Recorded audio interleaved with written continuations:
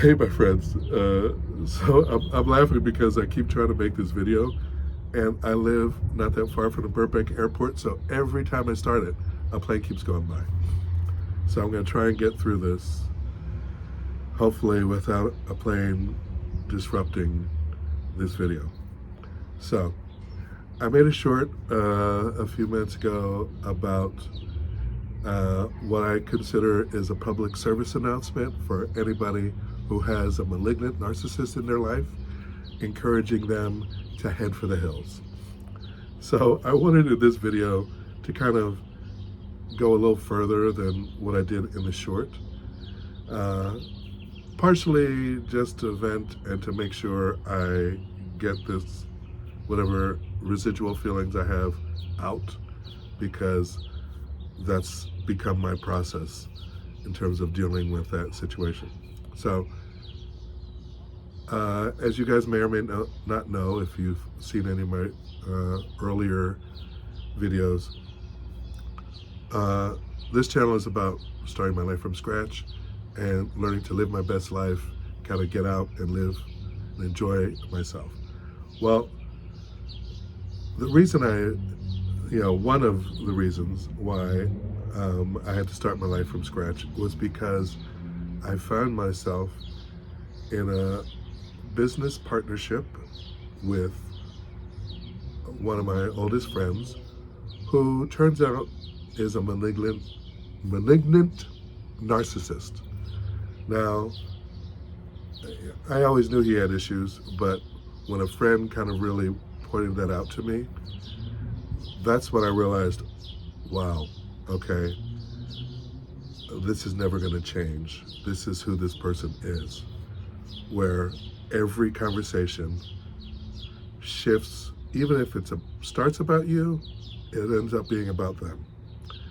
And regardless of what I said or did, either the conversation went to being about him, or it became this thing where he would call me to vent out his anger at somebody else onto me. And when I pointed it out to him, initially he was like, oh wow, well, just hang up on me if I do that. So I started hanging up on him when he went there. But it turned into something where he would call me back, and then eventually he decided, instead of acknowledging, oh, this is who he is and it's not about me, even though I knew it wasn't about me, he tried to make it about me by saying, oh, you're incompetent. Oh, I asked you to do this and you can't do it, even though I've done it. And he went through this whole rigmarole of trying to make me feel like after 10 years of working together, suddenly I don't know what I'm doing. Instead of acknowledging he's got his BS that he's going through and he doesn't seem to know how to handle it, so it's easier just to dump it on me. But once I recognized, oh my God, I can't live like this. I can't work with somebody like this. I need to get my ass out of here. And that's what I did. And once I did leave, which is what I suggested in the short, I spent some time trying to figure out what it is within me that I needed to heal so that I don't attract another person like this into my life. Because clearly, if I put up with this behavior, and he's one of my oldest friends, and I always made excuses for his being toxic and his toxic mouth.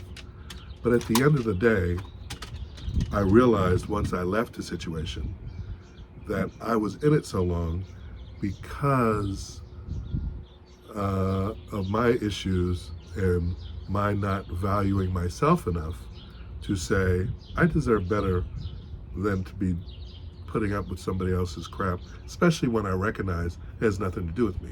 It took me a while, because of my own pathology, to recognize that it wasn't me, it wasn't something I did. But because we were friends so long, I assumed that he was giving me respect that he really wasn't. and I was just making excuses for it. So literally, the healthiest thing I could have done for myself was to get out of that situation.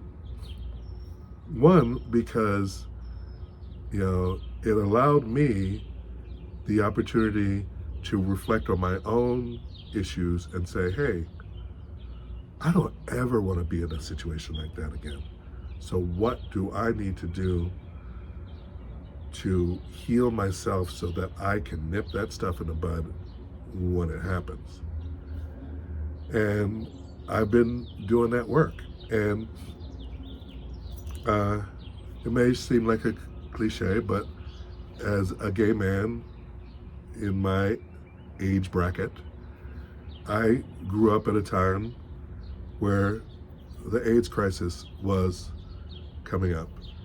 And so there was so much fear about, being gay and dying and losing friends. And with that came, a mentality growing up of you are an abomination. If you are in any way Christian, you are an abomination to God. Now, for a child to hear that and they're not understanding that who they are or what they are is gay, they know what they're feeling and they internalize that stuff. And I realized I internalized a lot of that stuff, which made it easy for me to be bullied by the neighborhood kids, because if the priest is telling you you're abomination, even though they don't know they're talking to you, it has an effect. And it has taken me literally most of my life to come to terms with that. And look, this is not me having a pity party. This is me taking accountability for my life and for the choices that led me to where I am now. And trust me, I am happier than I have ever been. So I am not looking for anybody's pity, but I'm sharing this that hopefully I may help somebody else who's either going through this similarly can learn from what I went through and live their best life. Because I had to decide once I left that situation that it was okay to move on and have my own goals and dreams separate from this person, because I spent so much time in this malignant narcissist friendship that I didn't recognize that a lot of the stuff he was saying to me was kind of implying that I could not succeed without him, that my skill set, or my lack of confidence in myself required me to have somebody like him in my life so that I could succeed. So basically, I needed him, but he didn't need me, which ironically is kind of the reverse. But I, because of my history as a gay man and the experiences I had and my lack of addressing it while I was going through it, led me to be, in this situation. And once I decided I deserved better and I left that situation, then my healing really started to begin in so many areas of my life.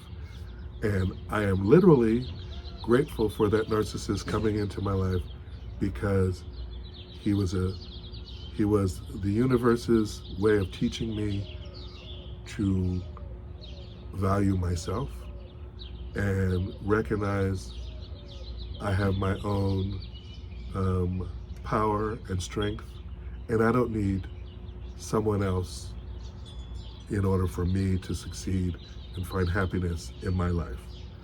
Now, the good thing that I can say with where I am right now is that I had to deal with this person and talk with them and get, because I needed a document. Because we've worked for 10 years with each other. So he may have something on his computer that I need, or I have something that he needs. whenever his assistant has called me for that, I've given it to him.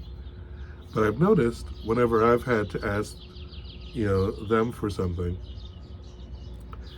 he takes it as an opportunity to scream at me how I am such a terrible person or a terrible businessman because I'm asking for whatever it is I'm asking for. And I had to go through this a few days ago. And I'm sitting on the phone and he's just screaming at me. And I'm like, why are you screaming? I'm asking for something. Either you can give it to me or not. And he's making this some way to make it like I've put him out in some way. And his anger is in no way in balance with the situation. He's just like off there. And I'm sitting there thinking, okay, what is this about? And it clicked in my head, oh, this is a reminder to be grateful that I got myself out of this situation with this crazy person. Because he clearly is upset that I chose to move on from working with him. And he knows why, because I told him I can't deal with his toxic mouth. And I think it bugs him because every problem we have had in that business has been because of his toxic mouth insulting people. And eventually, I made excuses for it at the time, trying to make the best of a bad situation. But eventually, like everyone will learn when dealing with a malignant narcissist, eventually that toxic mouth will turn on you. So trust me, I have taken my share of abuse and recognize, again, none of that had anything to do with the other people that he vented on, and it has nothing to do with me. But the fact that I was able to be on that conversation with that person and recognize this has nothing to do with me, and was kind of bored with the conversation, I recognized my healing has begun. So, one, I'm making this video because I'm grateful that, one, that person was in my life to teach me this lesson of learning to value myself and recognizing that I can go after my dreams without somebody else there trying to gaslight me into believing I can't do it without them. So it's kind of become this thing for myself to say, you know what? I'm grateful that I went through that situation. I don't ever want to go through it again.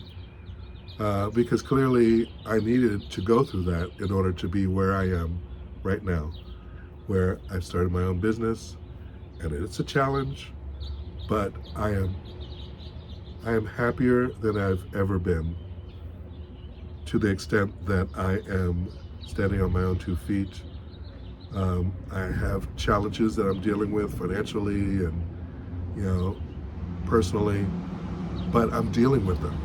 And I'm recognizing that I'm as happy as I choose to allow myself to be. And that's the lesson I want to take from this, is that my life has value just as much as yours does. And I don't want to carry around any animosity towards this toxic friendship that I left. But I'm not putting up with that kind of behavior from anyone ever again.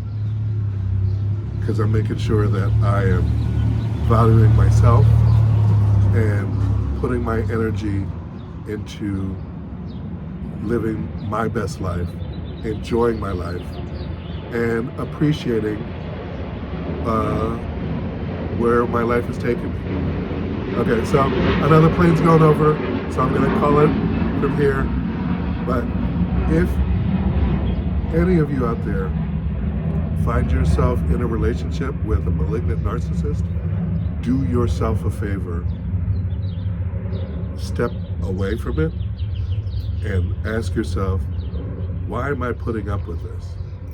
And you can make every effort if you want to try and save that relationship, that friendship, address it. But if you find yourself going back into a situation where it's always about them, or they start trashing you to make themselves feel better, you need to start examining how much you value yourself. Because if you want to live your best life, you got to take care of yourself, because no one else is going to do it for you. So I know this was kind of a rambling video, but it was a situation that literally has put my life on a different trajectory. So if I can save somebody from going through a lot of the BS that I went through, just know at the end of the day, if you're going through that stuff, there's something within yourself that this narcissist is like a flashing light letting you know, okay, I need to deal with this issue so I don't have to deal with that craziness in my life. So take this advice for what it is, something I went through, and hopefully if my sharing with it is partially so that once I make this video, I can let go of whatever annoyance it brought to me and I can move on with my life, because I know for myself, I deserve so much better than that person I was dealing with. So you guys have a great day. I hope this video is of help to anybody. And if you know of somebody who's dealing with a malignant narcissist, send them this video. Hopefully it'll help them. All right, besos. I love you guys, and I will talk to you soon. Bye.